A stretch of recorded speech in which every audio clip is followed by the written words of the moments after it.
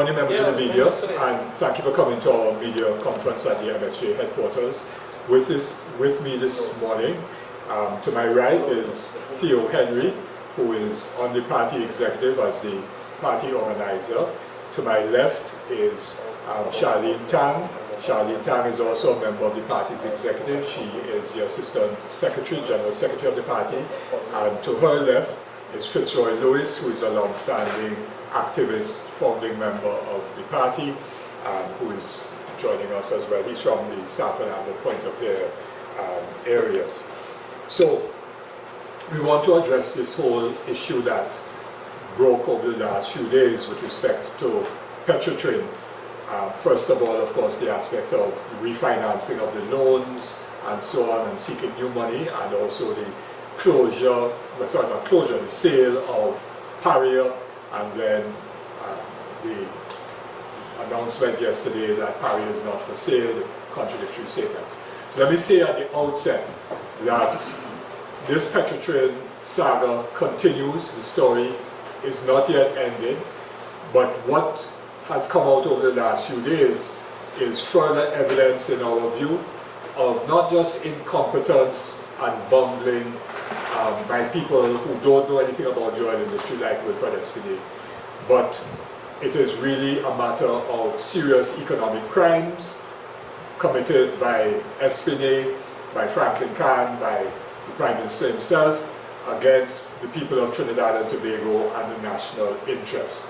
Because the entire way in which they went about the closure of Petrotrin has been exposed to reek of ad hocism, of bad business decisions, of decisions that have cost and will continue to cost the country billions of dollars, cost workers, thousands of workers, their jobs, their livelihoods, cost the communities, particularly the Deep South, loss of economic activity, and has cost as well a number of businesses in terms of the decline of their business activities and even the closure of some businesses.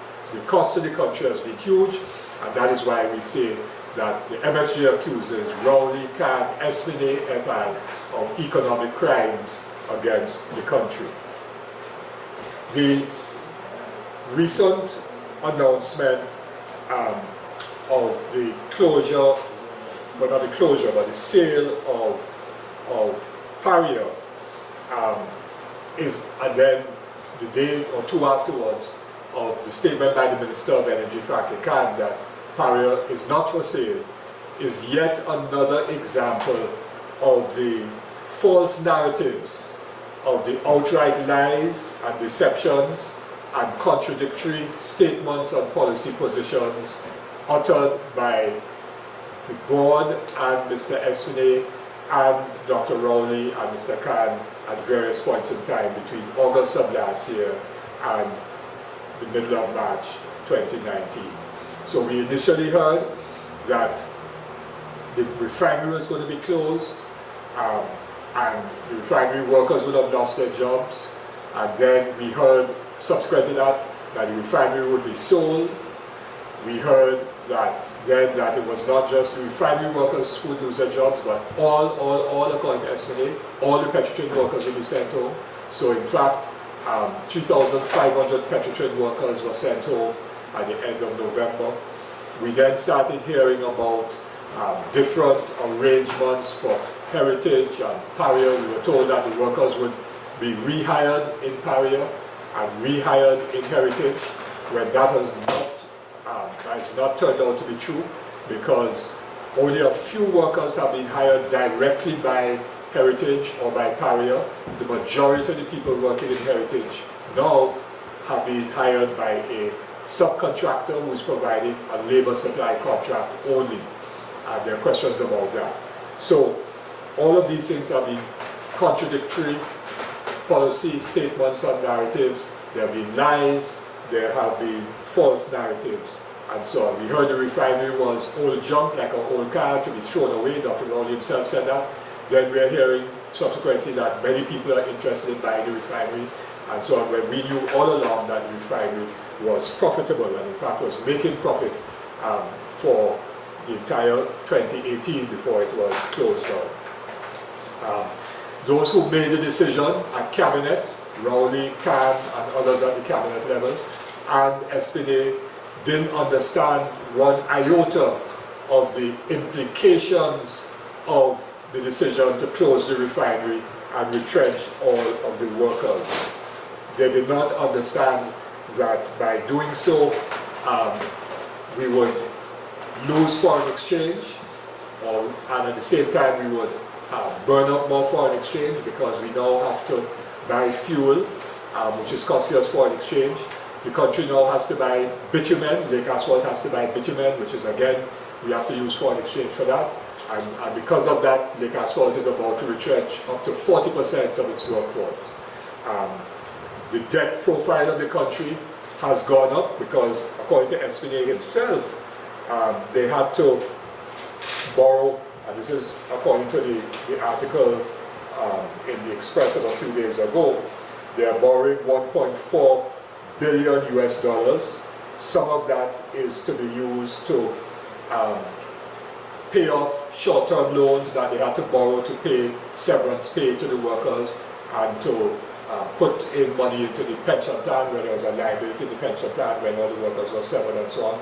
Part of it is to pay the bill payments. So our debt has gone up. The very things that they said they were trying to avoid, the country's debt to GDP ratio, they said was in trouble. Moody's would downgrade us. The economy would crash. Remember all those statements back in there? And Vishnu Dampal in the industrial court was shown to be lying in the industrial court under cross-examination in that case in the industrial court. All of those doomsday scenarios which they described if Petrotrade continued to operate were false narratives. And in fact, the very things that they were trying to avoid, they claimed to be trying to avoid, have now beset Trinidad and Tobago with more borrowing, loss of foreign exchange, loss of GDP, falling oil production because oil production in Heritage has fallen very, very significantly, maybe by as much as 30 to 40% or thereabouts from where it was in August and so on. Communities are in trouble throughout the Deep South, and there are business closures, workers have lost their jobs, and so on. And the announcement by Espinay on Sunday that if Paria was sold as a separate operation, then that might have also led to our loss of energy security. All of the things that they said they were going to do were in fact the country was warned about, that this was disaster waiting to happen, and therefore our position has been more than vindicated by subsequent events. They claim that their business model, Espinay went all over the country and said their business model of Paria and Heritage and so on, and closing down refinery was the best business model and was going to be profitable. Remember all those things? Now he's saying that the business model of Paria, as he said in the Express, he said Paria was not a determination to be a business.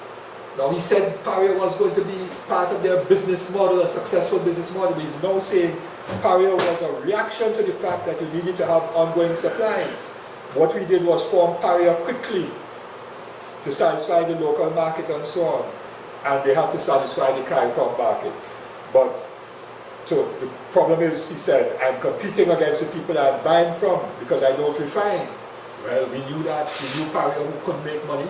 So all the things that he's saying now were things that we warned the country about and so on. So their business model was bound to fail and so on. And these people, therefore, must be held accountable for what we call high economic crimes against Trinidad and Tobago's national interest. Must be held accountable for high economic crimes. We have some questions as well. We have some questions to Mr. Espinay and to Franklin Khan. They must tell the country what is Heritage's oil production, daily oil production. Franklin Khan boasted and said, well, we exported X 100,000 barrels of oil, but he didn't say over what period of time that oil was produced. So we want to know what is the production of oil today from the Trinidad fields and from the land fields. We want to know as well what was the decline in production over the last 4 months from the 1st of December to now. Secondly, what is the purchase price of the fuel, the diesel, the super gas, and the premium gas? What was the purchase price of the fuel? Landed cost in Trinidad and Tobago. In other words, purchase from the trader plus freight and insurance. And therefore, when you look at the sale price of the fuel locally, what is the extent of the subsidy that the government is now paying? And how is that being financed? Because SBNA some weeks ago was said that they're having problems getting money from the Ministry of Finance for subsidy and from NP and Uniket and so on to pay the company they're buying the fuel from. And how is the foreign exchange being sourced?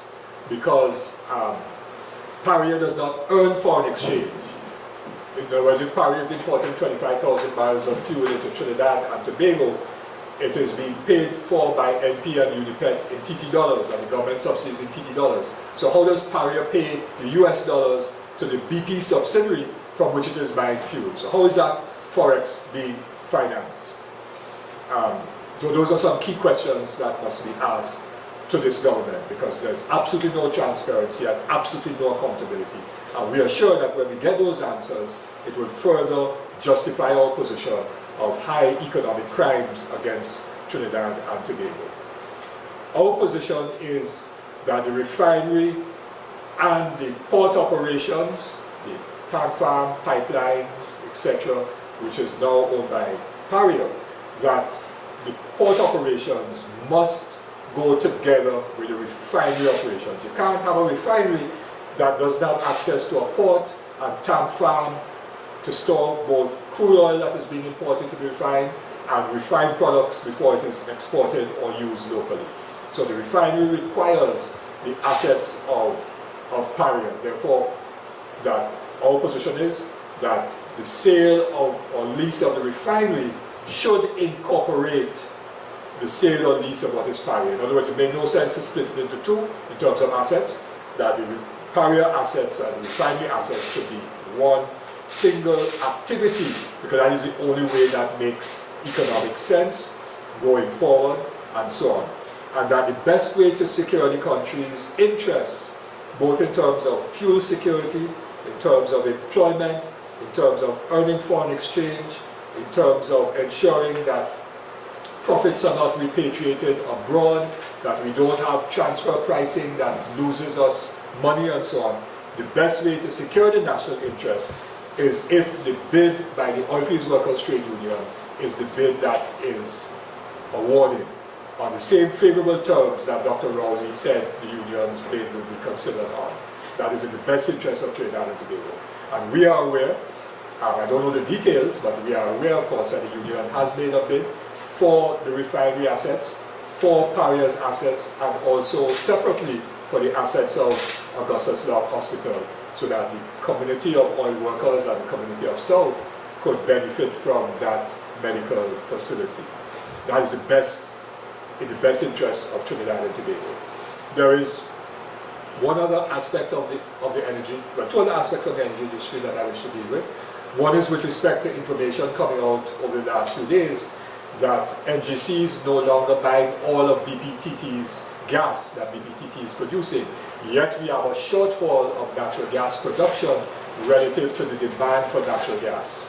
And the implication of that, though it is not being said, is that clearly the pricing arrangement for the purchase of gas from BPTT, and perhaps with Shell as well, that purchase price is now putting NGC in a difficult position with respect to the selling price of gas to the downstream users in Point Lisas. Now, who negotiated those prices? The Prime Minister himself went with Stuart Young, I believe, to Houston to try to resolve the issue of gas supply. And therefore, if there is a bad deal that is putting pressure on NGC, then the buck stops with the Prime Minister in this regard. And it would seem as if the multinationals have gotten the upper hand on us because contracts were badly negotiated. There's another aspect of BP and Shell's operations offshore the East Coast, and that is that recently there was a decision by these multinationals to discontinue the use of local contractors, large local firms in the service sector of the oil industry, and to deal directly with a joint venture company between the Massey Group and the Wood Group, which is an international oil services group. This is part of BP's global strategy of reducing costs and so on, but the implication of that is that local businesses in the oil service sector are likely to lose contracts, to lose activity and so on, and jobs will be lost, and the community of Mayaro, Guayagowari and surrounding areas will be further hit negatively. So what we are seeing with the combination of decisions by this PNM government and the actions of multinationals and so on, and people like SPNA, is that our capacity as a nation in terms of our ownership of assets, because SPNA is also talking about getting a joint venture or selling out part of the assets of heritage, which means that our oil reserves, huge oil reserves, will also be frittered away and given to multinationals and so on. So we are losing our national assets, we are losing our capability in terms of people who have been sent home in Petrotrain, sent home from contracting businesses, doing business with Petrotrain, being sent home in terms of offshore, East Coast, and so on. We are losing human resource capacity, we are losing our assets and so on, and losing capacity, and we are losing ownership and control of our energy sector. So we are being returned to pre-independence period of colonization under this PNM government. And that is part of what we know as the neoliberal agenda, where the wealth and income is put more and more and concentrated more and more in the hands of foreign capital, particularly large corporations, and local big capital, the 1%. And 1% for us is not an ethnic classification, it is an economic classification of people who own huge wealth. There could be white, Syrian, Chinese, African, Indian, doesn't matter. The wealthy elites of the society are the ones who are benefiting. And the people who are suffering are the ordinary workers, poor people, communities, and so on, and local businesses, small and medium-sized businesses in particular, are suffering, and the national interest is being destroyed. And what is happening is that the foundations of Trinidad and Tobago society that were established post-independence and post the First Republic of 1976 are being dug up and destroyed, and therefore we are building a society similar to other countries in the world, the United States and parts of Europe and so on, where a few people are doing humongously well, and a smaller group, well, a slightly larger group rather, is surviving okay, and then others are barely able to make ends meet, the majority barely able to make ends meet, and at the very bottom there's a large number of people who are in poverty and can't live a decent life. That is a society that is being constructed. The MSJ is utterly opposed to that type of society, and we are saying that we are the only ones who can reconstruct Trinidad and Tobago on a proper foundation where people will have equal opportunity, where we control our resources in our own interest in accordance with the preamble to the Constitution, which says that the material resources of the country must serve the common good. It is only the MSJ who could do that, and forget the wolf who was hiding in clothes and so on, the story of Little Red Riding Hood, who's now trying to masquerade as somebody fighting for social justice, when really she wants to gobble up, just as she gobbled up between 2010 and 2015. So it's only MSJ that can take the country forward. Thanks. Questions?